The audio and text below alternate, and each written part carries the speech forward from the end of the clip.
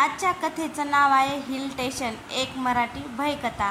तर मित्रांनो, कथा सुरू करण्याच्या अगोदर आपल्या यूट्यूब चॅनलवर कोणी नवीन असेल तर चॅनलला सबस्क्राईब करा, जेणेकरून माझी प्रत्येक कविता तुमच्यापर्यंत पोहोचेल। चला तर मग कथेला सुरुवात करूया। काही प्रसंग इतके भयानक असतात की आपल्याला आयुष्यभराची शिकवण देऊन जातात। असाच हा एक भयान अनुभव। ही माझ्या कुटुंबाने अनुभवलेली घटना आहे, जी आजही आठवली की अंगावर काटा उभा राहतो। काही गोष्टी अशा असतात ज्या समजावून घेता येत नाहीत किंवा विसरता येत नाहीत। ही गोष्ट ही अशीच आहे। त्या दिवशी आमचं छोटंसं सहज स्वप्न एका भयानक वास्तवात परिवर्तन झालं, ज्यामुळे आम्ही कायमच्या भीतीच्या सावटाखाली राहायला लागलो। बरीच वर्ष उलटली आहेत घटनेला, पण अजूनही सगळं काही अगदी डोळ्यासमोर आहे।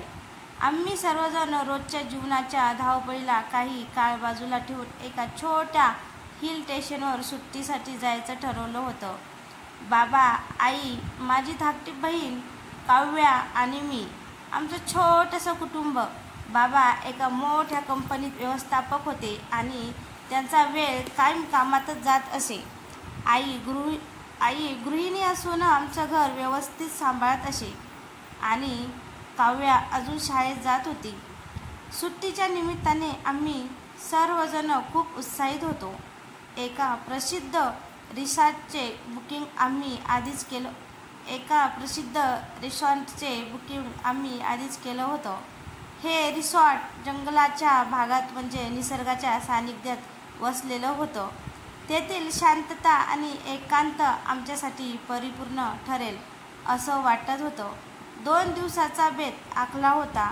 शुक्रवारी लवकर निघून रात्री तिथे पोहोचायचे आणि मग 2 दिवस तिथे काढायचे। शनिवारी जवळपास त्या जागा पाहायच्या आणि मस्त मजा करायची। आम्ही त्या ठिकाणी पोहोचलो तेव्हा खरोखरच तिथल्या शांततेने आमच्या मनावर सकारात्मक प्रभाव टाकला। तिथले थंडगार वारे, निसर्गाच्या कुशीत वसलेले वातावरण आणि पाहता पाहता क्षितिजापर्यंत दिसणारी हिरवाई, सगळं स्वप्नात वाटत होतं। आम्ही सहलीचा निर्णय योग्य ठरला होता म्हणून आम्ही सगळे खूप खुश होतो। रिसॉर्टमध्ये पोहोचल्यावर व्यवस्थापकाने आमचं स्वागत केलं। रिसॉर्ट फार मोठं नव्हतं, पण खूप छान आणि नीटनेटकं होतं। व्यवस्थापक खूपच नम्र होता आणि त्याने आम्हाला हसतमुखाने रिसॉर्टची माहिती दिली। आमच्या खोलीत पोहोचल्यानंतर आम्ही सगळेजण खूप उत्साहित होतो। बाबा म्हणाले, आज संध्याकाळी बाहेर फिरायला जाऊया। आम्ही आनंदाने तयारीला लागलो। त्यानंतर रिसॉर्टच्या व्यवस्थापकाने आम्हाला एक विचित्र सूचना दिली। कृपया सूर्यास्तानंतर जंगलाच्या दिशेने जाऊ नका, तो परिसर निर्मनुष्य असतो। आम्हाला ही सूचना फारशी महत्त्वाची वाटली नाही। मला वाटले की जंगली प्राण्याची भीती असेल, पण या भागात तसे मी काही ऐकले नव्हते। बाबांना विचारले तर ते म्हणाले की काही नाही, आपण उशिरा येऊ आणि याला जागे राहावे लागेल म्हणून याने सांगितले असेल। संध्याकाळी सूर्य मावळतीला जात असताना आम्ही रिसॉर्टच्या आजूबाजूला फेरफटका मारायला निघालो। काव्या अतिशय आनंदी होती आणि झाडामध्ये लपलेल्या पक्ष्यांना पाहून ती उड्या मारत होती। वातावरण खूपच प्रसन्न होतं। त्यावेळी आमच्याकडे रोलवाला कॅमेरा होता, ज्यात वडील फोटो काढत होते। मी सुद्धा आजूबाजूचा परिसर निहाळत होता, पण त्या शांततेत एक विचित्र आवाज आलटून पालटून ऐकू येत होता, जणू काही एखादं कुचकं सुकलेलं झाड वाऱ्यामुळे हलत आहे। त्याच्या जीर्ण झालेल्या फांद्याचा आवाज कानावर पडत होता। आम्ही चालत रिसॉर्टपासून खूप लांब आलो होतो आणि आता दाट जंगलाचा भाग सुरू झाला होता असे वाटत होते, कारण वातावरणही वेगळेच भासत होते। आवाज होता तो फक्त झाडांच्या सळसळण्याचा. या व्यतिरिक्त एक भयान शांतता जाणवत होती. त्या भागात पोहोचल्यानंतर बाबा थांबले. इथून पुढं नको जाऊया, त्यांनी सुचवलं. पण आम्हाला कुतूहल होतं म्हणून मी म्हणालो की अजून थोडं उजवे चालत जाऊया.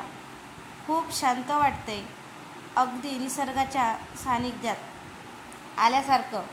तसे आम्ही थोडं पुढं गेलो. वातावरणाला हळूहळू एक गूढ रंग चढू लागला होता. आता मलाही थोडं अस्वस्थ वाटू लागलं होतं. सूर्य मावळतीला जाऊन बराच वेळ उलटून गेला होता आणि त्यात मोठ्या आणि उंच झाडामुळे अंधार अधिकच जाणवू लागला होता. जसजसा अंधार वाढत होता तसतशी माझ्या मनात एक प्रकारची अनामिका भीती निर्माण झाली. बाबा आणि काव्या समोर चालत होते आणि मी आणि आई मागे होतो. तितक्यात आजूबाजूच्या झाडातून काहीतरी हलल्याचा आवाज झाला. आम्ही सर्व थांबलो. बाबा सावध होऊन आजूबाजूला पाहू लागले, पण काही दिसलंच नाही. आता मात्र आम्ही तिथून मागे फिरायचे ठरवले. आलो त्या वाटेने पुन्हा पायापीट सुरू झाली. तितक्यात काव्याला मागून कसला तरी आवाज आला, म्हणून तिने मागे वळून पाहिले आणि तिचा चेहरा फिका पडला. ती कापऱ्या आवाजात म्हणाली, मागे बघा, कोणीतरी उभं आहे. आम्ही सगळ्यांनी मागे वळून पाहिलं. झाडांच्या सावल्यामध्ये एक आकृती उभी दिसली. मला कळायला वेळ लागला की ती हळूहळू आमच्याकडे सरकत आहे. जशी ती आकृती पुढे आली आम्हाला स्पष्ट दिसलं. ती एक मानव सदृश आकृती होती, पण सगळ्यात भयानक म्हणजे तिचं डोकं नव्हतं, शरीर संपूर्ण होतं. हात पाय व्यवस्थित दिसत होते, पण मानेवर डोकं नव्हतं. त्या क्षणी आम्ही थरारून गेलो. माझ्या आईने भीतीने किंचाळत मागे सरकण्याचा प्रयत्न केला, पण ती कोसळली. बाबांनी आणि मी तिला कसेबसे सावरले. मी मात्र शून्यात गेल्यासारखा एकटक पाहत होतो. बाबांनी माझा आणि काव्याचा हात धरला आणि जोरात मागे खेचले. आम्ही सगळे मागे वळून धावत सुटलो, पण त्या शिरविहिरीत आकृतीच्या पावलांचे आवाज आमच्या पाठीमागून ऐकू येत होते. आई आणि काव्या भीतीने रडू लागल्या. त्या जंगलातल्या झाडांमधून आमचा आवाज प्रतिध्वनित होत होता. तितक्यात आईच्या चपलेची एक पट्टी तुटली आणि ती खाली पडली. ते जे काही होत होतं ते आमच्या जवळ आलं होतं, पण एका झटक्यात बाबांनी तिला उचललं आणि आम्ही धावत राहिलो. ते जेव्हा जवळ आलं होतं तेव्हा कुजलेल्या मांसाचा उग्र वास येत होता. आश्चर्य म्हणजे आम्ही पळताना अजूनच तीव्र होत चाललो होतो. काव्या रडत होती. दादा, हे काय आहे, मी तिला धीर देत म्हणालो, पण माझं मनही घाबरून गेलं होतं. रिसॉर्टचा आपण दिसताच आम्हाला हायसं वाटलं. तिथं पोचल्यावर व्यवस्थापकाने आमच्या दिशेने बॅटरी फिरवली. तशी आम्ही त्या दिशेने धावत आलो. त्याच्या हातात काहीतरी होतं. मी मागे वळून पाहिलं तर त्या प्रकाशात ती आकृती अचानक अदृश्य झाली. आम्ही सगळे थरथरत होतो, घामाने निथळत होतो. आमच्या डोळ्यात भीती दाटलेली होती. रिसॉर्टची व्यवस्थापकाने आमचं सांत्वन केलं होतं. आम्हाला आत घेऊन गेला आणि पाणी वगैरे दिले. शांत झाल्यावर काही वेळाने तो बोलू लागला, सर, मी तुम्हाला म्हणालो होतो की सूर्यास्तानंतर जंगलात जाऊ नका. त्यात तुमच्यासोबत तुमचं कुटुंब आहे म्हणून काळजीपोटी म्हणालो. त्याच्या मागे ते जे काही येत होतं ते मानकाप्याचं भूत होतं, जे इथल्या भागातल्या अनेक लोकांना दिसतं. त्यांचा पाठलाग करत साधारण 20 वर्षापूर्वी जंगलात एका माणसाचा खून झाला होता. त्याचे डोके दगडाने ठेचून त्याला ठार मारलं होतं. ओळख पटू नये म्हणून त्याचं शरीर जंगलाच्या वेशीवर आणून टांगलं होतं. तो प्रकार इतका क्रूर होता की त्याच्या आत्म्याला अजूनही शांती मिळालेली नाही. म्हणून त्याची आत्मा शिरविहिरीत अवस्थेत तिथे फिरतो. व्यवस्थापकांच्या सांगण्यानुसार त्या जंगलात असलेल्या अनेक लोकांनी त्याला पाहिलं होतं, पण तो फक्त पाठलाग करून घाबरवतो, नुकसान करत नाही. हा सगळा भयानक प्रकार आम्ही पहिल्यांदाच ऐकला आणि अनुभवला होता. ती रात्र आम्ही जेवलो ना झोपलो. संपूर्ण रात्र तशीच जागून काढली. रात्रभर आम्ही एका खोलीत एकत्र बसलो होतो. सकाळ झाली. सकाळ होताच आम्ही तिथून निघण्याचा निर्णय घेतला. बाबा म्हणाले, हे आपलं ठिकाण नाही, इथून लवकर बाहेर पडलं पाहिजे.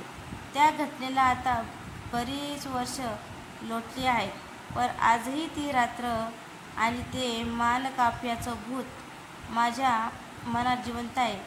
काही गोष्टी दिसतात तितक्या साध्या नसतात. त्या जंगलाने आणि त्या रिसॉर्टने आम्हाला एक गोष्ट शिकवली. काही वेळा शांततेच्या मागे गूढ सत्य लपलेले असू शकतं. तर मित्रांनो, तुम्हाला ही मराठी हॉरर स्टोरी, मराठी भयकथा कशी वाटली? कथा आवडल्यास लाईक, कमेंट करायला विसरू